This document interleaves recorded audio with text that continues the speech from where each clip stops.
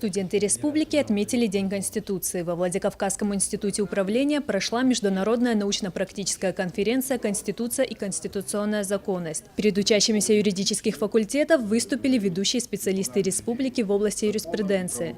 Знание законов, живое обсуждение основных положений Конституции и попытка их осмысления. Конференция уже стала традиционной. Она проходит 8-й раз. Инициатор проведения – Конституционный суд республики и руководство института управления. Главная цель – повышение юридической грамотности студентов. Общеизвестно низкий уровень правосознания, правовой культуры наших граждан, низкое знание Конституции, основных его положений, прав и свобод человека. Поэтому 8 лет тому назад мы с Владикавказским институтом управления решили, что мы будем проводить ежегодно конференцию на тему Конституции и конституционной законности.